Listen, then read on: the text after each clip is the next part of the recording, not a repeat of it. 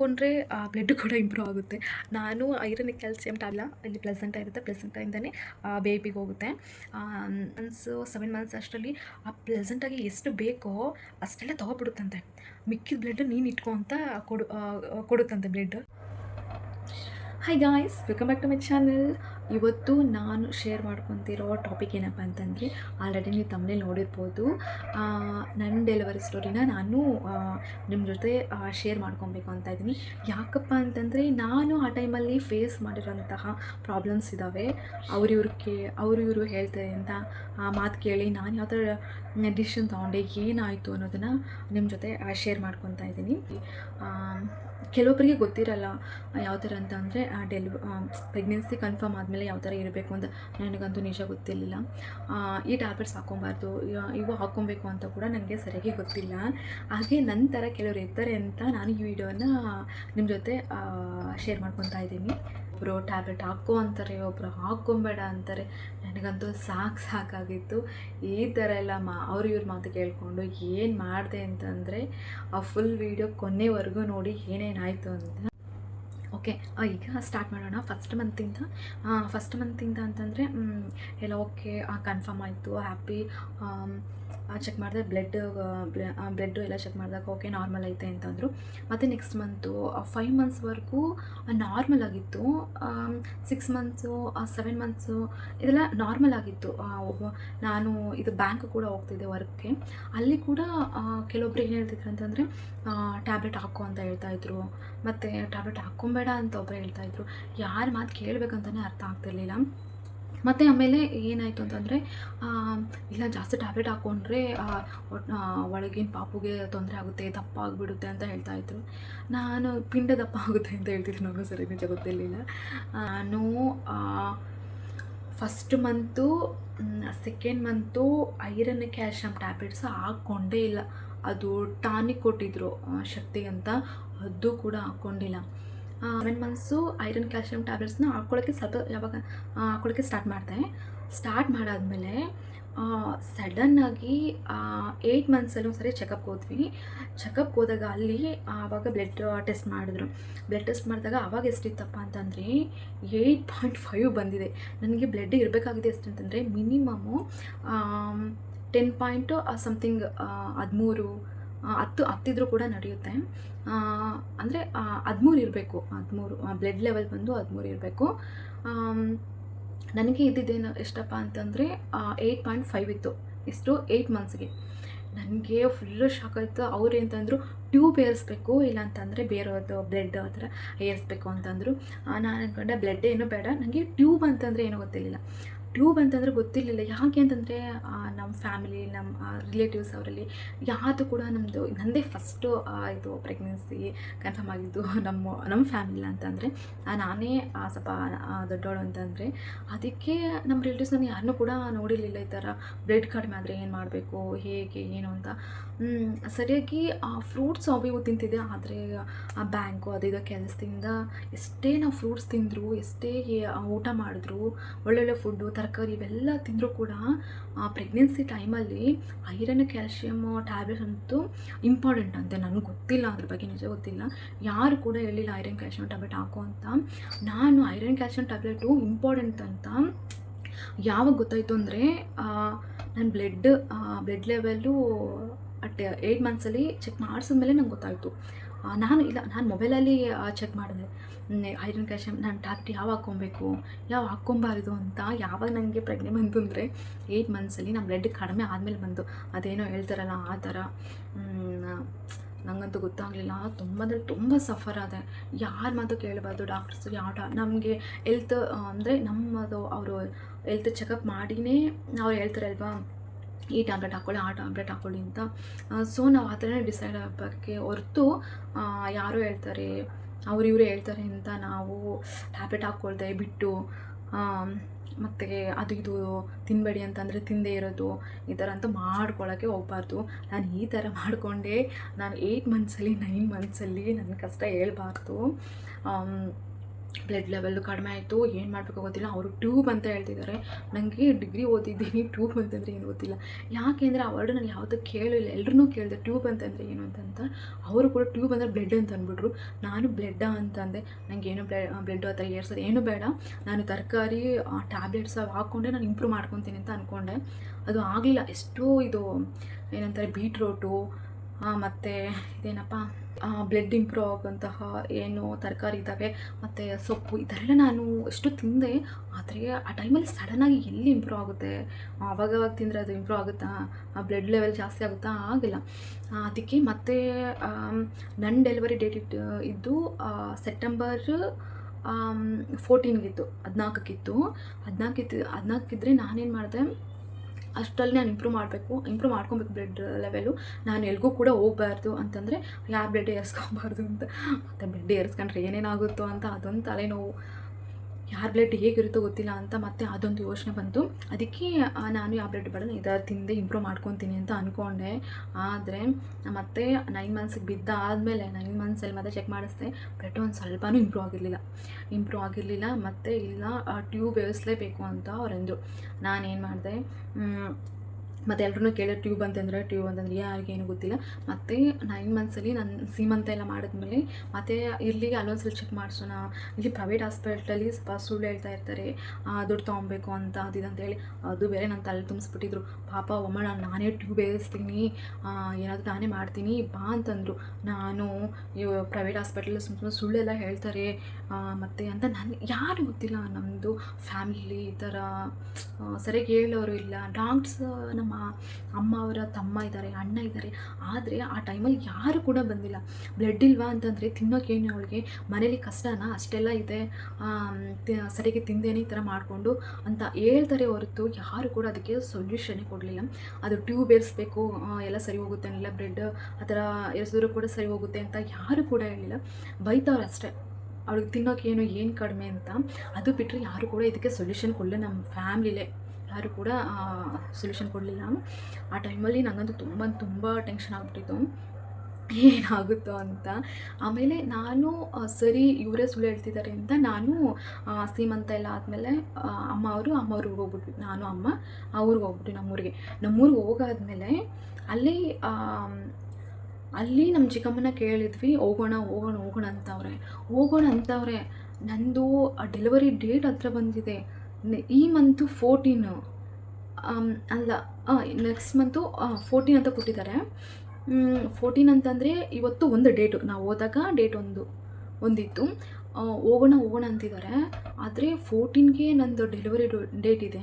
ನನಗೆ blood level ಬೇರೆ ಕಡಿಮೆ ಇದೆ, ಏನು ಮಾಡಬೇಕೋ ಗೊತ್ತಿಲ್ಲ ಅಂತ ನನಗೆ ತುಂಬ ಭಯ ಆಗಿತ್ತು. ನಮ್ಮ ಚಿಕ್ಕಮ್ಮನ ಕೇಳಿದ್ರೆ, ನಮ್ಮ ಚಿಕ್ಕಮ್ಮ ಮನೆ ಕಟ್ಟೋದಿತ್ತು. ಅವರು ಅದರಲ್ಲಿ ಬ್ಯುಸಿ ಆಗಿಬಿಟ್ಟಿದ್ರು. ನಮ್ಮಮ್ಮನಿಗೆ ಅಷ್ಟು ಗೊತ್ತಾಗಲ್ಲ. ನಮ್ಮ ಬ್ಯಾಂಗ್ಳೂರಲ್ಲಿ ಇರೋದ್ರಿಂದ ಅಷ್ಟು ನಮಗೂ ಕೂಡ ಐಡಿಯಾ ಇರಲಿಲ್ಲ. ಹಾಸ್ಪಿಟ್ಲ ತಿರುಗಾಡೋದು ಅದು ನೋಡ್ಕೊಳ್ಳೋ ಅಷ್ಟು ಕೂಡ ಇರಲಿಲ್ಲ.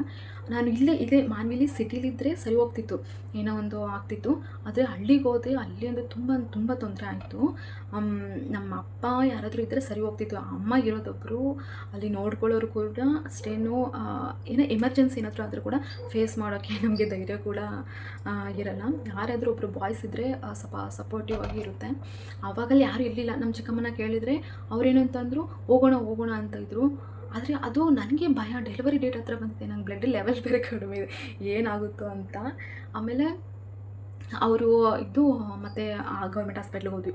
ಅಲ್ಲಿ ನಮ್ಮೂರ ಪಕ್ಕ ಒಂದು ಗೌರ್ಮೆಂಟ್ ಹಾಸ್ಪಿಟ್ಲ್ ಇದೆ, ಅಲ್ಲಿಗೆ ಹೋಗಾದ್ಮೇಲೆ ಅಲ್ಲಿಂದ ಕೇಳಲೇಬಾರ್ದು. ಅಲ್ಲಿ ಹೆಂಗಪ್ಪ ಅಂತಂದರೆ ಡಾಕ್ಟ್ರ್ ಇದ್ದಾರೆ, ನನ್ನ ರಿಪೋರ್ಟ್ಸ್ ಎಲ್ಲ ನೋಡಿದ್ರು. ರಿಪೋರ್ಟ್ಸ್ ಎಲ್ಲ ನೋಡಿ ಏನಂತಾರೆ ಅಂತಂದರೆ, ರಿಪೋರ್ಟ್ಸ್ ಎಲ್ಲ ಚೆಕ್ ಮಾಡಿದ್ರು, ಎಲ್ಲ ನಾರ್ಮಲ್ ಇದೆ. ಅದೇ ಬ್ಲಡ್ ಒಂದೇ ಕಡಿಮೆ ಇದೆ ಅಂತಂದರು. ಹಾರ್ಟ್ಬೀಟ್ ಎಲ್ಲ ಸರಿಯಾಗಿದೆ, ಬ್ಲಡ್ ಒಂದೇ ಕಡಿಮೆ ಇದೆ ಅಂತಂದರು. ಬ್ಲಡ್ ಒಂದೇ ಕಡಿಮೆ ಇದೆ ಅಂತಂದಕ್ಕೆ ಸರಿ ಟ್ಯೂಬ್ ಏರಿಸೋಣ ಅಂತಲೂ ಹೇಳಿಲ್ಲ, ಬ್ಲಡ್ ಏರಿಸೋಣ ಅಂತಲೂ ಹೇಳಿಲ್ಲ. ಏನು ಮಾಡಬೇಕಪ್ಪ, ಸುಮ್ಮನೆ ತಿರುಗಾಡ್ತಿದ್ದೀವಿ. ಡೇಟ್ ಬೇರೆ ಹತ್ರ ಬರ್ತಿದೆ. ನನಗೆ ಎಷ್ಟು ಭಯ ಇರುತ್ತೆ, ಅವ್ರಿಗೇನು ಭಯನೇ ಅನಿಸಲ್ವಾ? ಡಾಕ್ಟರ್ಸ್ ಇದ್ದಾರೆ, ಒಂದು ರೆಸ್ಪಾನ್ಸಿಬಿಲಿಟಿನೇ ಇರಲ್ವಾ? ಅದಕ್ಕೆ ಪ್ರೈವೇಟೇ ಗೌರ್ಮೆಂಟ್ ಅಪ್ಪ, ಅದಕ್ಕೆ ಯಾರು ಗೌರ್ಮೆಂಟ್ ಹಾಸ್ಪಿಟ್ಲಿಗೆ ಹೋಗಲ್ಲ ಅಂತ ಅನಿಸುತ್ತೆ. ಅಮ್ಮ ಹೌದು ಟ್ಯೂಬ್ ಏರ್ಸಮ್ಮ, ನಿಂಗೆ ಬ್ಲಡ್ ಕಡಿಮೆ ಐತೆ ಅಂತ ಹೇಳಿಲ್ಲ. ನಾನು ಅದು ಟ್ಯೂಬ್ ಅಂತಂದರೆ ನನಗೂ ಗೊತ್ತಿಲ್ಲ. ಮತ್ತು ಅವ್ರೇನಂತಂದರು, ಅಲ್ಲಿ ಬ್ಲಡ್ ಕಡಿಮೆ ಇದೆ, ಅಲ್ಲೇ ಟ್ಯೂಬ್ ಬೇಯಿಸ್ಕೊ ಅಂತ ಹೇಳ್ಬೋದಾಗಿತ್ತು ಅವರು. ಅವ್ರು ಆ ಥರ ಹೇಳಿಲ್ಲ. ಅವ್ರು ಏನಂತಂದ್ರಂತೆ, ಅವರು ಡಾಕ್ಟರು ಸಪ್ರೇಟಾಗಿ ಒಂದು ಶಾಪ್ ಇಟ್ಟಿದ್ದಾರೆ. ಗೌರ್ಮೆಂಟ್ ಡಾಕ್ಟ್ರು ಸಪ್ರೇಟಾಗಿ ಪ್ರೈವೇಟಲ್ಲಿ ಇಟ್ಟಿದ್ದಾರೆ ಅವ್ರಿಗೆ. ಅಲ್ಲಿ ಗೌರ್ಮೆಂಟ್ ಹಾಸ್ಪಿಟಲ್ ಚೆಕ್ ಮಾಡ್ತಾರೆ. ಮತ್ತು ಅಲ್ಲೇನು ಹೇಳ್ತಾರೆ ಅಂದರೆ, ನೀವು ಅಷ್ಟು ಚೆಕ್ ಮಾಡಿಸ್ಕೋಬೇಕು ಅಂತಂದರೆ ನಂದು ಪ್ರೈವೇಟ್ ಹಾಸ್ಪಿಟಲ್ ಇದೆ, ನಾನು ಅಲ್ಲಿ ಚೆಕ್ ಮಾಡ್ತೀನಿ, ಅಲ್ಲಿಗೆ ಬನ್ನಿ ಅಂತ ಹೇಳಿದರು. ಈ ಥರ ಯಾರಾದರೂ ಹೇಳ್ತಾರಾ? ನಂದು ಏನು ಪ್ರಾಬ್ಲಮ್ ಇಲ್ಲ, ಬ್ಲಡ್ ಲೆವೆಲ್ ಕಡಿಮೆ ಇದೆ ಅಷ್ಟೇ. ಅದಕ್ಕೆ ನೀವು ಟ್ಯೂಬ್ ಬೇಯಿಸಿ ಸರಿ ಮಾಡ್ಬೋದಾಗಿತ್ತು. ಆದರೆ ಮತ್ತೆ ಅವ್ರು ಆ ಥರ ಮಾಡಲಿಲ್ಲ. ಏನು ಮಾಡಿದ್ರು ಅಂದರೆ, ಅಲ್ಲಿಗೆ ಬರ್ಕೊಟ್ರು. ಏನು ಅವ್ರದ್ದೊಂದು ಪ್ರೈವೇಟ್ ಹಾಸ್ಪಿಟ್ಲ್ ಇದೆಯಲ್ಲ, ಅಲ್ಲಿಗೆ ಬರ್ಕೊಟ್ಟು ಅಲ್ಲಿಗೆ ಕರೆಸಿ, ಅಲ್ಲಿ ಅಮೌಂಟು ಅವ್ರಿಗೆ ಆದಾಯ ಬರಬೇಕಲ್ಲ, ಇನ್ನೂ ಇನ್ಕಮ್ ಬರಬೇಕಲ್ಲ, ಅದಕ್ಕೆ ಅವರು ಅಲ್ಲಿ ಕರೆಸ್ಕೊಂಡು ಅಲ್ಲಿ ಎಷ್ಟು ಫೀಸು ಅವ್ರಿಗೆ ಫೀಸ್ ಎಷ್ಟು 600 1000 ಇರಬೇಕು ಎಲ್ಲ. ಅವ್ರ ಹತ್ರ ಹೋಗಿ ಬಂದಮೇಲೆ ನನಗೆ 1000 ಅಂತೂ ಎಲ್ಲ ಖರ್ಚು ಮಾಡಿಕೊಂಡೆ. ಅವ್ರಿಗೇನು ನೋಡಲಿಲ್ಲ. ಅಲ್ಲಿ ಗೌರ್ಮೆಂಟ್ ಹಾಸ್ಪಿಟ್ಲಲ್ಲಿ ಹೇಳಿದ್ದೆ, ಮತ್ತು ನಾನು ಅವ್ರ ಹತ್ರ ಹೋಗಿ ಮತ್ತೆ ಚೆಕ್ ಮಾಡಿಸ್ಕೊಂಡಾಗ ಅಲ್ಲಿ ಹೇಳಿದ್ದು ಇದೆ. ಅಲ್ಲಿ ಏನು ಹೇಳಿದ್ರು ಅಂತಂದರೆ, ಸ್ವಲ್ಪ ಫುಡ್ಡು ಚೆನ್ನಾಗಿ ತಿನ್ನಬೇಕಮ್ಮ ಅಂತಂದರು. ಮತ್ತು ಅದು ಒಂದು ಟಾನಿಕ್ ಕೊಟ್ಟರು. ಟಾನಿಕ್ ಕೊಟ್ಟಾದಮೇಲೆ ನೀನು ಇದು ಈವ್ನಿಂಗು ಮತ್ತು ಮಾರ್ನಿಂಗು ಹಾಲಲ್ಲಿ ಹಾಕ್ಕೊಂಡು ಕುಡಿ ಅಂತ ಕೊಟ್ಟರು. ಕೊಟ್ಟಾದಮೇಲೆ ನಾರ್ಮಲಿ ಐರನ್ ಕ್ಯಾಲ್ಶಿಯಂ ಟ್ಯಾಬ್ಲೆಟ್ಸ್ ಎಲ್ಲಿ ಅಂತಂದರೆ ಗೌರ್ಮೆಂಟ್ ಹಾಸ್ಪಿಟ್ಲಲ್ಲಿ ತೊಗೊಂಡು ಬಂದಿದ್ವಿ. ನಾನು ಅವನ್ನೇ ಹಾಕ್ಕೊಂಡೆ. ಪ್ರೈವೇಟಲ್ಲಿ ತೊಗೊಂಡ್ರು ಒಂದೇ ಐರನ್ ಕ್ಯಾಲ್ಶಿಯಂ ಟ್ಯಾಬ್ಲೆಟ್ಸು, ಗೌರ್ಮೆಂಟಲ್ಲೇ ಕೂಡ ಒಂದೇ ಸೇಮು. ಇನ್ನು ಗೌರ್ಮೆಂಟ್ ಹಾಸ್ಪಿಟ್ಲೇ ಚೆನ್ನಾಗಿರುತ್ತೆ ಟ್ಯಾಬ್ಲೆಟ್ಸು. ಎಲ್ಲ ತೊಗೊಂಡೆ. ಅವರು ಕೊಟ್ಟಿದ್ದು ಒಂದು ಟಾನಿಕ್ ಅಷ್ಟೇ, ಟ್ಯಾಬ್ಲೆಟ್ಸ್ ಅದು ಏನೂ ಕೊಟ್ಟಿಲ್ಲ. ಮತ್ತು ಚೆಕ್ ಮಾಡಿದ್ದು ಎಲ್ಲ ಸೇರಿ ಒಂದು 1000 ಆಯಿತು. 1000 ಆದಮೇಲೆ ನಾನೇನು ಮಾಡಿದೆ, ನೆಕ್ಸ್ಟು ಅವರು ಏನು ಹೇಳಿದೆ ಅಂತಂದರೆ, ನಾನು ಮತ್ತೆ ಗೌರ್ಮೆಂಟ್ ಹಾಸ್ಪಿಟ್ಲಿಗೆ ಬನ್ನಿ, ಮತ್ತು ಟ್ಯೂಬ್ ಏರಿಸ್ತೇನೆ ಅಂತ ಅಂದರು. ಮತ್ತು ಅಲ್ಲಿಗೆ ಹೋಗಿ ನೆಕ್ಸ್ಟ್ ಡೇ ಇಲ್ಲಿ ತೋರಿಸ್ಕೊಂಡಾದ್ಮೇಲೆ ಮತ್ತೆ ನೆಕ್ಸ್ಟ್ ಡೇ ಅವ್ರದ್ದೇ ಪ್ರೈವೇಟ್ ಹಾಸ್ಪಿಟಲು, ಅಲ್ಲಿ ತೋರಿಸ್ಕೊಂಡು ಮತ್ತು ಅಲ್ಲಿ ಫೀಸ್ ಕಟ್ಟಿ ಮತ್ತು ಗೌರ್ಮೆಂಟ್ ಹಾಸ್ಪಿಟ್ಲಿಗೆ ಬನ್ನಿ ಅಂತ ಅವರೇ ಹೇಳಿ ಅವರೇ ಟ್ಯೂಬ್ ಏರಿಸಿದ್ರು. ಆ ಟ್ಯೂಬು ಎರಡು ಏರಿಸಿದ್ರು. 2 ಏರಿಸಿದ್ಮೇಲೆ ಅದು ನೀರಂತ ಅಂದರೆ ಬೀಟ್ರೋಟ್ ಕಲರ್ ಇರುತ್ತಲ್ಲ, ಆ ಥರ ಕಲರ್ ಇದೆ.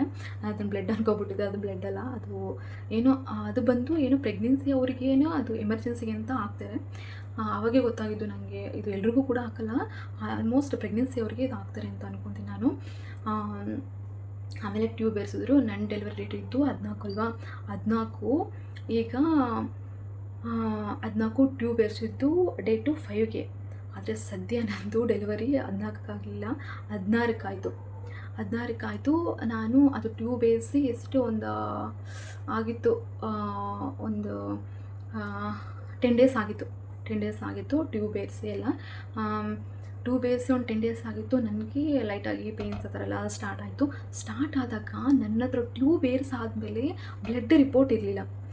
ಆ ಟೈಮಲ್ಲಿ ಗೌರ್ಮೆಂಟ್ ಹಾಸ್ಪಿಟ್ಲಲ್ಲಿ ನಂಗ್ರಹಾಚಾರಕ್ಕೆ ಅಲ್ಲಿ ಚೆಕ್ ಮಾಡೋರು ರಜದಲ್ಲಿದ್ದರು. ನಾನೇನು ಮಾಡಿದೆ, ಮತ್ತು ಅವರು ಸಿಸ್ಟರ್ಸ್ ಲೈಟಾಗಿ ಪೇನ್ಸ್ ಇದ್ದಿದ್ದು, ಜಾಸ್ತಿ ಏನೋ ಪೇನ್ ಏನಿರಲಿಲ್ಲ. ಡೆಲಿವರಿ ಡೇಟ್ ಇರ್ತಿದ್ದು 14 ಅಲ್ವಾ, ನನಗೆ 13. ನಮ್ಮ ಅಕ್ಕ ಸೇಮು, ನಮ್ಮ ದೊಡ್ಡಮ್ಮನ ಮಗಳು, ನಾವು ಕೂಡ ಸೇಮು. ನಾನು ಅವಳು ಒಂದೇ ಸರಿ ಅದು ಪ್ರೆಗ್ನೆನ್ಸಿ ಕನ್ಫರ್ಮ್ ಆಗಿದ್ದು. ಅವಳು ಡೆಲಿವರಿ ಆಗಿಬಿಟ್ಟಿತ್ತು. ನನಗೆ ತಲೆ ತಿನ್ನೋಕೆ ಸ್ಟಾರ್ಟ್ ಮಾಡಿದ್ರು, ಇವಳ್ದಾಗಿಲ್ಲ ಡೆಲಿವರಿ ಅಂತ. ನನಗೆ ಏನು ಮಾಡಬೇಕೋ ಗೊತ್ತಾಗಲಿಲ್ಲ. ಬ್ಲಡ್ ಬೇರೆ ಕಡಿಮೆ ಇದ್ದಿದ್ದು, ಮತ್ತು ಡೆಲಿವರಿ ಆಗಿಲ್ಲ, ಅದು ಒಂದು ಚಿಂತೆ. ನನಗದು ಸಾಕಾಗ್ಬಿಟ್ಟಿತ್ತು. ಸುಮ್ಮನೆ ಡೆಲಿವರಿ ಆದರೆ ಸಾಕು ಆಗ್ಬಿಟ್ಟಿತ್ತು, ಅಷ್ಟು ಟಾರ್ಚರು. ಮತ್ತು ಏನಾಯಿತು ಅಂತಂದರೆ, ಟ್ಯೂಬ್ ಏರಿಸಾದ್ಮೇಲೆ ಒಂದ್ಸರಿ ಚೆಕ್ ಮಾಡಿರಲಿಲ್ಲ, ಯಾಕೆಂದರೆ ಅವ್ರು ಇರಲಿಲ್ಲ. ಲೈಟಾಗಿ ಪೇನ್ ಸ್ಟಾರ್ಟ್ ಆಗಿಬಿಟ್ಟಿತ್ತು. ಸ್ಟಾರ್ಟ್ ಆದಮೇಲೆ ನಾನೇನು ಮಾಡಿದೆ ಅಂತಂದರೆ, ಅವ್ರು ಇರಲಿಲ್ಲ. ಅವ್ರೇನಂತಂದ್ರು, ಇಲ್ಲ ಅಲ್ಲೊಬ್ಬರು ಸಿಸ್ಟರ್ ಇದ್ದರು, ನಿಮ್ಮ ಬ್ಲಡ್ ರಿಪೋರ್ಟ್ ಇದ್ದರೆ ಮಾತ್ರ ನಾನು ಇಲ್ಲಿ ಏನಾದರೂ ನಿನ್ನ ಡೆಲಿವರಿ ಆ ಥರ ಮಾಡೋಕ್ಕಾಗೋದು. ನಿಮ್ಮ ಬ್ಲಡ್ ರಿಪೋರ್ಟ್ ಇಲ್ಲದೇ ನಾನು ಏನು ಮಾಡೋಕ್ಕಾಗಲ್ಲ, ಆದರೆ ಹೆಚ್ಚು ಕಡಿಮೆ ಏನಾದರೂ ಆಗುತ್ತೆ ಅಂತ ಅವರಂತಂದರು. ಆ ಥರ ಅಂತ ಹೇಳಿದ್ಮೇಲೆ ನನ್ನ ಡೆಲಿವರಿ ಡೇಟು 14 ಇದ್ದಿದ್ದಲ್ವ, ನಾನೇನು ಮಾಡಿದೆ, ನಂದು 14 ಹೋಯ್ತು. 11 ಎಲ್ಲ ಹೋಯ್ತಲ್ಲಪ್ಪ, ನಾನು ಡೆಲಿವರಿ ಆಗ್ತಿಲ್ಲ ಅಂತ ನನ್ನದೊಂದು ಚಿಂತೆ. ಅದಕ್ಕೆ ಮತ್ತೆ ಏನಾದರೂ ಪ್ರಾಬ್ಲಮ್ ಆಯಿತಾ ಏನು ಅಂತ ನನ್ನ ಚಿಂತೆ. ಆದರೆ ಹಳ್ಳೀಲಿ ಏನು ಹೇಳ್ತಿದ್ದಾರೆ ಅಂತಂದರೆ, ಪೇನ್ಸು ಲೈಟಾಗಿ ಬರಬಾರ್ದು, ಪೇನ್ ಜೋರಾಗಿ ಬರಬೇಕು, ನಿನಗೆ ತಿನ್ನೋಕ್ಕೂ ಕೂಡ ಆಗಬಾರ್ದು, ಅಷ್ಟು ಪೇನ್ ಬರಬೇಕು, ಆವಾಗ ಹಾಸ್ಪಿಟ್ಲಿಗೆ ಹೋಗಬೇಕು ಅಂತ ನಮ್ಮ ಅಮ್ಮಂಗೆ ಚೆನ್ನಾಗಿ ತಲೆ ತುಂಬಿಟ್ಟಿದ್ರು. ನನಗೆ ಪೇನ್ ತಡ್ಕೊಳಕ್ಕಾಗ್ತಿಲ್ಲ. ಮತ್ತು ಅವರು ಎಲ್ಲರೂ ಸೇರಿ, ಇಲ್ಲ ಅವಳು ಅಷ್ಟೊಂದು ಅಳ್ತಿದ್ದಾಳೆ, ನೀನು ಕರ್ಕೊಂಡು ಹೋಗು ಅಂತ ಹೇಳಿದ್ರು. ಸರಿ ಅಂತ ಹೋದ್ವಿ. ಇಲ್ಲಿಗೆ ನಮ್ಮೂರ ಪಕ್ಕ ಒಂದು ಹಾಸ್ಪಿಟ್ಲ್ ಐತೆ ಅಂತ ಅಲ್ಲಿಗೆ ಹೋಗಲಿಲ್ಲ. ಎಲ್ಲಿಗೆ ಹೋದ್ವಿ? ರಾಯಚೂರಿಗೆ ಹೋದ್ವಿ. ರಾಯಚೂರು ರಿಮ್ಸ್ಗೆ ಹೋದ್ವಿ. ರಾಯಚೂರು ರಿಮ್ಸ್ಗೆ ಹೋಗಾದ್ಮೇಲೆ ಏನಾಯ್ತಪ್ಪ ಅಂತಂದರೆ ಅಲ್ಲಿ ಅವರು ಪೇನ್ಸ್ ಇಲ್ಲ, ಲೈಟಾಗಿದೆ ಅಂತಂದರು. ಇದು ಡೆಲಿವರಿ ಬಂದು 17ಕ್ಕೆ ಆ ಥರ ಆಗ್ಬೋದು ಅಂತಂದರು. ನನ್ನ ಡೆಲಿವರಿ ಡೇಟು 14 ಇದೆ, ಈಗ 18 ಆ ಥರ ಹೇಳ್ತಿದ್ದೀರಲ್ಲ ಡೇಟು ಅಂತ ನಾನು ಹೇಳಿದೆ. ಇಲ್ಲ ಲೇಟ್ ಆದರೂ ಪರವಾಗಿಲ್ಲ, ಏನೂ ಆಗಲ್ಲ ಅಂತಂದರು. ನಾವು ಹೋಗಿದ್ದು ಯಾವಾಗಪ್ಪ ಅಂತಂದರೆ 16ಕ್ಕೆ ಹೋಗಿದ್ದೀವಿ. 16 ಸೆಪ್ಟೆಂಬರ್, ನನ್ನ ಡೇಟ್ ಇದೆ 14, 16ಕ್ಕೆ ಹೋಗಿದ್ದೀವಿ. 16ಕ್ಕೆ ಹೋದಾಗ ಅಲ್ಲಿ ಕೂತಿದ್ದೀವಿ, ಪೇನು ಜಾಸ್ತಿ ಮೇಲೆ ಮೇಲೆ ಬರೋಕ್ಕೆ ಸ್ಟಾರ್ಟ್ ಆಯಿತು. ಕೂತ್ಕೊಳ್ಳೋಕ್ಕಾಗ್ತಿಲ್ಲ, ನೀರು ಕುಡಿಯೋಕ್ಕಾಗ್ತಿಲ್ಲ, ಏನು ಕುಡಿಯೋಕ್ಕೂ ಆಗ್ತಿಲ್ಲ. ಇನ್ನು ಅವರು ಇಮಿಡಿಯೇಟಾಗಿ ನೋಡಿ ಇಲ್ಲ ಡೆಲಿವರಿ ಆಗೋ ಚಾನ್ಸಸ್ ಇದೆ ಅಂತ ಅಡ್ಮಿಟ್ ಮಾಡಿಕೊಂಡ್ರು. ಯಾವಾಗ ನಾವು ಹೋಗಿದ್ದು ಮಾರ್ನಿಂಗ್ ಹೋದ್ವಿ ರಿಮ್ಸ್ಗೆ. ಮಾರ್ನಿಂಗ್ ಹೋಗಿ ಅವ್ರನ್ನ ರಿಕ್ವೆಸ್ಟ್ ಮಾಡಿಕೊಂಡು ಕೇಳಿ ನೋಡಿ ಅವರು ಡೆಲಿವರಿ ಆಗಲ್ಲ ಅಂತ ಒಂದ್ಸರಿ ಹೇಳಿ ಮತ್ತು ನಾವು ಅಲ್ಲಿ ಈವ್ನಿಂಗ್ವರೆಗೂ ಅಲ್ಲಿ ವೇಟ್ ಮಾಡಿದ್ವಿ, ಹೇಗಾದರೂ ಆಗಲಿ ಅಂತ. ಮತ್ತು ಯಾಕೆ ಮತ್ತು ಹಳ್ಳಿಗೆ ಮತ್ತು ರಿಟರ್ನ್ ಬರೋದು ಹೋಗೋದು ಇದೆಲ್ಲ ಸ್ವಲ್ಪ ತೊಂದರೆ ಅಂತ ಅಲ್ಲೇ ವೇಟ್ ಮಾಡಿದ್ವಿ. ಅದು ವೇಟ್ ಮಾಡಿದ್ಮೇಲೆ ಸ್ವಲ್ಪ ಪೇನ್ ಜಾಸ್ತಿ ಆಗೋಕ್ಕೆ ಸ್ಟಾರ್ಟ್ ಆಯ್ತಲ್ಲ, ಅವರು ಇಲ್ಲ ಡೆಲಿವರಿ ಆಗೋ ಚಾನ್ಸಸ್ ಇದೆ ಅಂತ ಅಡ್ಮಿಟ್ ಮಾಡಿಕೊಂಡು ಡೆಲಿವರಿ ಅಂತೂ ಆಯಿತು. ಅಷ್ಟೊತ್ತಿಗೆ ಅವ್ರು ಏನಂತಂದರು, ಮಾರ್ನಿಂಗ್ ಹೋದಾಗ ಫಸ್ಟ್ ನೀವು ಬ್ಲಡ್ ರಿಪೋರ್ಟ್ ತೊಗೊಂಡು ಬನ್ನಿ, ನಾವು ನೋಡಿ ಡೆಲಿವರಿ ಮಾಡ್ತೀವಿ ಅಂತ ಅವ್ರು ಹೇಳಿದರು. ಅದಕ್ಕೆ ನಾವೇನು ಮಾಡ್ತೀವಿ, ಫಸ್ಟು ಬ್ಲಡ್ ಚೆಕಪ್ ಕೊಟ್ಟು ಎಲ್ಲ ರಿಪೋರ್ಟ್ಸ್ ಎಲ್ಲ ಅವ್ರಿಗೆ ಕೊಟ್ವಿ. ಕೊಟ್ಟಾಗ ಸದ್ಯ ನನ್ನ ಪುಣ್ಯಕ್ಕೆ ಬ್ಲಡ್ ಅಷ್ಟೊತ್ತಿಗೆ ಎಷ್ಟಾಯಿತು ಅಂತಂದರೆ 2 ಡೇಸ್ ಒಂದು 10 ಡೇಸ್ಗೆ ಎಷ್ಟು ಬ್ಲಡ್ ಲೆವೆಲ್ ಎಷ್ಟು ಇಂಪ್ರೂವ್ ಆಗಿತ್ತು ಅಂತಂದರೆ 13 ಪಾಯಿಂಟ್ ಸಮಥಿಂಗ್ ಏನೋ ಆಯಿತು, ಇಂಪ್ರೂವ್ ಆಗಿಬಿಟ್ಟಿತ್ತು. ನನಗಂತೂ ನೋಡಿ ತುಂಬ ಖುಷಿ ಆಯಿತು. ನನಗೆ ಡೆಲಿವರಿ ಆದರೆ ಸಾಕು ಅನಿಸ್ಬಿಟ್ಟಿತ್ತು, ಅಷ್ಟು ಸಾಕಾಗ್ಬಿಟ್ಟು, ಅಷ್ಟು ಟಾರ್ಚರು ಆ ಥರ. ಒಬ್ಬೊಬ್ಬರು ಒಂದೊಂದು ಥರ ಮಾತಾಡ್ತಾರೆ ಆ ಟೈಮಲ್ಲಿ. ಯಾರು ಕೂಡ ಪಾಸಿಟಿವ್ ಆಗಿ ಮಾತೇ ಆಡಲ್ಲ, ಬರೀ ನೆಗೆಟಿವ್ ಆಗೇ ಮಾತಾಡೋದು. ಆ ಥರ ಆಗುತ್ತೇನೋ, ಈ ಥರ ಆಗುತ್ತೇನೋ, ಹಂಗೆ ಹಿಂಗೆ ಅಂತ ತಲೆ ತಿನ್ನೋರೇ ಜಾಸ್ತಿ ಆ ಟೈಮಲ್ಲಿ. ಅದಕ್ಕೆ 13 ಅಂತೂ ಈಗ ಬ್ಲಡ್ ಲೆವೆಲ್ 13 ಇದೆ ಅಂತ ಅಂದರು, 13 ಪಾಯಿಂಟ್ ಸಮಥಿಂಗ್ ಆ ಥರ. ನನಗಂತೂ ಸಾಕು ಅಂತ ಸ್ವಲ್ಪ ನೆಮ್ಮದಿ, ಸ್ವಲ್ಪ ಆಯಿತು, ಡೆಲಿವರಿ ನಾರ್ಮಲ್ ಆಗುತ್ತೆ ಅಂತ ಹೇಳಿದರು. ಆವಾಗ ಸ್ವಲ್ಪ ಸಮಾಧಾನ ಆಯಿತು. ಇನ್ನು ಡೆಲಿವರಿ ನಮ್ಮ ಗುಂಡ ಇದು 16 ಸೆಪ್ಟೆಂಬರು 25 ಈ ಮಂತ್ ನೆಕ್ಸ್ಟ್ ಮಂತ್ ಸೆಪ್ಟೆಂಬರ್ 16 ನಮ್ಮ ಗಂಡನ ಬರ್ಡೇ. ಡೆಲಿವರಿ ಆದಮೇಲೆ ನನಗಂತೂ ನೆಮ್ಮದಿ, ಖುಷಿ, ಎಷ್ಟು ಕಷ್ಟಪಟ್ಟಿದ್ದೆ, ಎಷ್ಟು ನೋವು ತಿಂತಿದ್ದೆ ಅದನ್ನೆಲ್ಲ ಮರ್ತೋದೆ. ಆ 9 ಮಂತ್ಸಲ್ಲೂ ಕೂಡ 9 ಮಂತ್ಸಲ್ಲಿ ಅಲ್ಲಿ ಊರಲ್ಲಿದ್ದೀನಿ, ಬ್ಲಡ್ ಚೆಕಪ್ ಮಾಡಿಸೋಕ್ಕೆ 3-4 ಸರಿ ಸ್ಕೂಟಿಲಿ ಹೋಗಿದ್ದೀನಿ. ಪಾಪ ನಮ್ಮ ತಂಗಿ ಕರ್ಕೊಂಡು ಹೋಗಿದ್ದಾಳೆ. ತುಂಬ ಅಳು ಬಂದ್ಬಿಟ್ಟಿತ್ತು. ಯಾಕೆ ಅಂತಂದರೆ ಒಬ್ಬರು ಬಾಯ್ಸ್ ಅಂತ ಮನೇಲಿದ್ದರೆ ಎಷ್ಟು ಎಲ್ಪ್ ಆಗುತ್ತಲ್ಲ ಅಂತ, ನಮ್ಮಪ್ಪ ಇದ್ದರೆ ಎಷ್ಟೋ ಚೆನ್ನಾಗಿರ್ತಿತ್ತು ಅಂತ ಆವಾಗ ಅನ್ನಿಸ್ತು. ಅಪ್ಪ ಇದ್ದರೆ ಎಲ್ರಿಗೂ ಕೂಡ ಒಂದು ಏನು ಸಪೋರ್ಟಿವ್ ಅಂತಂದರೆ ಸುಮ್ಮನೆ ಇದ್ರೇನು ಏನೋ ಒಂಥರ ಧೈರ್ಯ, ಅವ್ರ ಕೆಲಸ ಮಾಡದೇ ಹೋಗಲಿ ಏನೋ ಒಂಥರ ಧೈರ್ಯ. ಒಬ್ಬೊಬ್ಬರು ಇರ್ತಾರೆ, ಅವ್ರೇನು ಕುಡಿತಾರೆ, ಸತ್ತೋದ್ರೆ ಹೋಗ್ತಾನೆ ಬಿಡು ಅಂತ. ಆದರೆ ಒಂದೊಂದು ಟೈಮಲ್ಲಿ ಅವ್ರು ಏನು ಮಾಡಲಿಲ್ಲ ಅಂದರೂ ಪರವಾಗಿಲ್ಲ, ಮನೇಲಿ ಕೂತ್ಕೊಂಡ್ರು ಕೂಡ ಏನೋ ಒಂಥರ ಧೈರ್ಯ. ಆ ಟೈಮಲ್ಲಿ ಅನ್ನಿಸ್ತು ನಮ್ಮಪ್ಪ ಇದ್ದರೆ ಚೆನ್ನಾಗಿರ್ತಿದ್ದ ಅಂತ. ಏನೂ ಮಾಡೋಕ್ಕಾಗಲ್ಲ. ನಮ್ಮಮ್ಮ ಒಬ್ಬರು ಆದರೆ ತುಂಬ ಫೇಸ್ ಮಾಡಿದ್ರು ರಿಮ್ಸಲ್ಲಿ. ಬೇರೆದು ಯಾವ ಥರ ನೋಡ್ತಾರೆ ನಂಗೆ ಗೊತ್ತಿಲ್ಲ, ಆದರೆ ಡೆಲಿವರಿ ಮಾತ್ರ ತುಂಬ ಚೆನ್ನಾಗಿ ನೋಡ್ತಾರೆ, ಕೇರ್ ಮಾಡ್ತಾರೆ. ನನಗಂತೂ ಇಷ್ಟ ಆಯಿತು ಅಲ್ಲಿ. ಕೇರ್ ಮಾಡ್ತಾರಪ್ಪ, ಸುಮ್ಮನೆ ಯಾಕೆ ಹೇಳ್ಬೇಕು, ಕೇರ್ ಮಾಡಲ್ಲ ಗೌರ್ಮೆಂಟ್ ಹಾಸ್ಪಿಟಲ್ ಆ ಥರ ಈ ಥರ ಅಂತ. ಓಕೆ, ಎಷ್ಟು ಜನ ಅಂತಂದರೆ ಬರೀ ತುಂಬೋಗಿದೆ, ರೂಮ್ಸ್ ತುಂಬೋಗಿದೆ. ಹಿಂಗೆ ನೋಡಿದ್ರೆ ಅಲ್ಲಿಂದ ಅಲ್ಲಿಗೆ ಮಂಚ, ಬರೀ ಮಕ್ಕಳು, ಅಂದರೆ ಸಪ್ರೇಟ್ ವಾರ್ಡ್ ಇದ್ದಾವೆ ಡೆಲಿವರಿ ಆದವ್ರಿಗೆ ಎಲ್ರಿಗೂ ಕೂಡ. ಸದ್ಯ ಬೇರೆದು ಟ್ರೀಟ್ಮೆಂಟ್ ಯಾವ ಥರ ಕೊಡ್ತಾರೆ ಅಂತ ನಂಗೆ ಗೊತ್ತಿಲ್ಲ. ಡೆಲಿವರಿಗೆ ಮಾತ್ರ ಫೆಸಿಲಿಟಿ ಅಲ್ಲಿ ರಿಮ್ಸಲ್ಲಿ ಚೆನ್ನಾಗಿದೆ. ಹೇಗೋ ಫೈನಲಿ ನಮ್ಮ ಗುಂಡ ಅಂತೂ ಬಂದ. ನನಗಂತೂ ಖುಷಿ ಆಯಿತು. ಡೆಲಿವರಿ ಆಗಾದ್ಮೇಲೆ ಒಂದು ಇದಿರುತ್ತೆ, ಆವಾಗ ನಾನು ನೆಕ್ಸ್ಟ್ ವೀಡಿಯೋದಲ್ಲಿ ಹೇಳ್ತೀನಿ ಅದನ್ನು. ಡೆಲಿವರಿ ಆದಮೇಲೆ ನಾನು ಎಂತೆಂಥ ಪ್ರಾಬ್ಲಮ್ನ ಫೇಸ್ ಮಾಡಿದೆ ಅಂತ. ಡೆಲಿವರಿಗಿಂತ ಮುಂಚೆ ಪ್ರಾಬ್ಲಮ್ಸು, ಡೆಲಿವರಿ ಆದಮೇಲೆ ಪ್ರಾಬ್ಲಮ್ಸು, ಏನಪ್ಪ ನನಗಂತೂ ಡೆಲಿವರಿಲಿ ತುಂಬ ಕಷ್ಟಪಟ್ಟಿದ್ದೀನಿ. ಕಷ್ಟ ಅಂತಂದರೆ ಏನೂ ಗೊತ್ತಿಲ್ಲ. ನಾನು ಜಾಸ್ತಿ ನಾನು ಡೆಲಿವರಿ ಟೈಮಲ್ಲಿ ಖುಷಿಯಾಗಿ ಇರೋದಕ್ಕಿಂತ ಜಾಸ್ತಿ ನಾನು ಹತ್ತಿದ್ದೀನಿ, ಅದೇನೋ ಗೊತ್ತಿಲ್ಲ. ಅವಾಗ ಸಿಚುವೇಶನ್ಸ್ ಆ ಥರ ಇತ್ತು, ಏನೋ ನನಗಂತೂ ಗೊತ್ತಿಲ್ಲ. ಏನೋ ಅದು ಆ ಇಯರು ಖುಷಿಯಾಗಿದ್ದೀನಿ. ಡೆಲಿವರಿ ಕನ್ಫರ್ಮ್ ಆಯಿತು, ಓಕೆ ಚೆನ್ನಾಗಿದ್ದೀನಿ. ಡೆಲಿವರಿ ಡೆಲಿವರಿ ಅಂತೂ first month second months okay ಚೆನ್ನಾಗಿದ್ದೀನಿ. ಆದರೆ 9 ಮಂತ್ಸ್ವರೆಗೂ ಏನೋ ಒಂಥರ ಯಾವುದೋ ಒಂದು ಪ್ರಾಬ್ಲಮ್ಸ್ ಬರೋದು, ಯಾವುದಕ್ಕೋ ಒಂದಕ್ಕೆ ಬೇಜಾರಾಗೋದು, ಇದರಲ್ಲೇ ಆಗಿದೆ. ಈಗ ನಮ್ಮ ಗುಂಡ ಬಂದಮೇಲಂತೂ ತುಂಬ ಖುಷಿಯಾಗಿದ್ದೀನಿ. ಅವ್ನು ನೋಡಿಕೊಂಡೇ ಲೈಫ್ ಲಾಂಗ್ ಇರ್ಬೋದು ಅಷ್ಟು ಖುಷಿಯಾಗಿದ್ದೀನಿ. ನಮ್ಮ ಗುಂಡ ಬಂದಮೇಲೆ ಒಂದಿನನೂ ನಾನು ಹತ್ತಿಲ್ಲ. ಬೇರೆ ಬೇರೆದಕ್ಕೆ ಹತ್ತಿರ್ಬೋದು. ಅದು ಬಿಟ್ಟರೆ ನಾನು ಪರ್ಸ್ನಲಾಗಿ ಇದಕ್ಕೆ ಅಂದರೆ ಸೀರಿಯಸ್ಸಾಗಿ ತೊಗೊಂಡು ಏನೋ ದೊಡ್ಡ ದೊಡ್ಡ ಪ್ರಾಬ್ಲಮ್ಸ್ ಅಂತ ಏನೂ ಬಂದಿಲ್ಲ. ಈಗ ಖುಷಿಯಾಗಿದ್ದೀನಿ, ನೆಮ್ಮದಿಯಾಗಿದ್ದೀನಿ ನಮ್ಮ ಗುಂಡ ಬಂದಮೇಲೆ. ಅಷ್ಟೆಲ್ಲ ಡೆಲಿವರಿಗಿಂತ ಮುಂಚೆ ಏನು ಪ್ರಾಬ್ಲಮ್ಸ್ ಫೇಸ್ ಮಾಡಿದೆ ನಂಗೆ ಗೊತ್ತಿಲ್ಲ. ಅಂತೂ ಈಗ ಪ್ರೆಸೆಂಟು ಅದನ್ನೆಲ್ಲ ಅವಾಗ ಏನು ಕಷ್ಟಪಟ್ಟಿದ್ದೀನಿ ಅದು ಯಾವುದು ಈಗ ಏನೂ ಇಲ್ಲ. ಈಗ ಖುಷಿಯಾಗಿದ್ದೀನಿ. ಅದೆಲ್ಲ ಮರ್ತೋಗೋಷ್ಟು ಖುಷಿ ನಮ್ಮ ಗುಂಡ ಕೊಡ್ತಾ ಇದ್ದಾನೆ. ಅವ್ನು ನಗೋಗಿರ್ಬೋದು, ಅವ್ನು ಅಳೋದಾಗಿರ್ಬೋದು, ಅವನು ಏನಾದರೂ ಒಂದು ತರಲೆ ಕೆಲಸ ಆಗಿರ್ಬೋದು, ಅವನ್ನೆಲ್ಲ ನೋಡಿದ್ರೆ ಸಾಕು, ಅಯ್ಯೋ ಅದು ಯಾವುದು ಬಿಡು ಅವೆಲ್ಲ ಅಂತ ಅನಿಸ್ಬಿಡುತ್ತೆ. ಸಾಕು ಇಷ್ಟು ನಮ್ಮ ಗುಂಡ ನನ್ನ ಜೊತೆ ಇದ್ದಾನೆ, ಅದು ಸಾಕು. ಅದರಲ್ಲೂ ಡೆಲಿವರಿ ಆಗಾದ್ಮೇಲೆ ಗಂಡು ಪಾಪು ಹೆಣ್ಣು ಪಾಪು ಅದು ಒಂದು ತಲೆನೋವು. ಸದ್ಯಕ್ಕೆ ನಂಗೆ ಅದು ಇಲ್ಲಿ ಫೈನಲ್ ಆಗಿ ನಾನು ಹೇಳ್ತಿರೋದು ಏನಪ್ಪ ಅಂತಂದರೆ, ನಾವು ಎಷ್ಟೇ ತರಕಾರಿ ತಿಂದರೂ, ಎಷ್ಟೇ ಫ್ರೂಟ್ಸ್ ಆ ಥರ ತಿಂದರೂ ಡೆಲಿವರಿ ಟೈಮಲ್ಲಿ ಅವೆಲ್ಲ ಕಡಿಮೆನೇ. ಡಾಕ್ಟರ್ಸು ನಾವು ಹೋದಾಗ ಅವ್ರು ನಮ್ಮನ್ನು ಸ್ಟಡಿ ಮಾಡಿಯೇ ನಮಗೆ ಆ ಒಂದು ಟ್ಯಾಬ್ಲೆಟ್ಸ್ ಆಗಿರ್ಬೋದು, ಮತ್ತು ಟಾನಿಕ್ ಶಕ್ತಿದಾಗಿರ್ಬೋದು ಆ ಥರ ಎಲ್ಲ ಕೊಟ್ಟಿರ್ತಾರೆ. ನಾವು ಅದನ್ನು ಹಾಕ್ಕೊಬೇಕು, ಮಿಸ್ ಮಾಡಬಾರ್ದು. ಹಾಕ್ಕೊಂಡ್ರೆ ಬ್ಲಡ್ ಕೂಡ ಇಂಪ್ರೂವ್ ಆಗುತ್ತೆ. ನಾನು ಐರನ್ ಕ್ಯಾಲ್ಸಿಯಂ ಟ್ಯಾಬ್ಲೆಟ್ಸ್ ಬಿಟ್ಟೆ ಇಷ್ಟೆಲ್ಲ ಮಾಡ್ಕೊಂಡಿದ್ದೀನಿ. ಸೊ ನೀವು ಹಾಕ್ಕೊಳ್ಳಿ ಅಂತ ಹೇಳೋಕ್ಕೆ ಈ ವಿಡಿಯೋ ಮಾಡ್ತಾಯಿದ್ದೀನಿ. ಮತ್ತು ಇನ್ನೊಂದು ಏನಪ್ಪ ಅಂತಂದರೆ, ನನಗೆ ಬ್ಲಡ್ ಕಡಿಮೆ ಇದ್ದಾಗ ಡಾಕ್ಟರ್ಸು ನನಗೆ ಒಂದು ಕ್ಲಾಸ್ ತೊಗೊಂಡಿದ್ರು. ಕ್ಲಾಸ್ ಅಂತಂದು ಯಾವ ಥರ ಅಂತಂದರೆ ಚೆನ್ನಾಗಿ ಬೈದಿದ್ರು. ಹೇಗೆ ಹೇಳಿದ್ರು ಅಂತಂದರೆ, ಪ್ರೆಗ್ನೆನ್ಸಿ ಕನ್ಫರ್ಮ್ ಆದಮೇಲೆ ಪ್ಲೆಸೆಂಟಾಗಿ ಏನು ಮಾಡುತ್ತೆ ಅಂತಂದರೆ, ಬ್ಲಡ್ ನಮ್ಮಿಂದ ತೊಗೊಂಡು ಬೇಬಿಗೆ ಕೊಡುತ್ತೆ. ನಮ್ಮಿಂದ ಇದು ಆಕ್ಸಿಜನ್ನು ಮತ್ತು ನ್ಯೂಟ್ರಿಯನ್ಸ್ ಇದೆಲ್ಲ ಕೂಡ ಒಂದು ಪ್ಲೆಸೆಂಟಾಗಿ ಹೋಗುತ್ತೆ. ಪ್ಲೆಸೆಂಟಾದಿಂದ ನಮ್ಮ ಬೇಬಿಗೆ ಹೋಗುತ್ತೆ. ನಾವು ಡೈರೆಕ್ಟಾಗಿ ಬೇಬಿಗೆ ಬ್ಲಡ್ ಹೋಗುತ್ತೆ ಅಂದ್ಕೊತೀವಿ. ಇಲ್ಲ, ಇಲ್ಲಿ ಪ್ಲೆಸೆಂಟ ಇರುತ್ತೆ, ಪ್ಲೆಸೆಂಟಾಯಿಂದನೇ ಬೇಬಿಗೆ ಹೋಗುತ್ತೆ.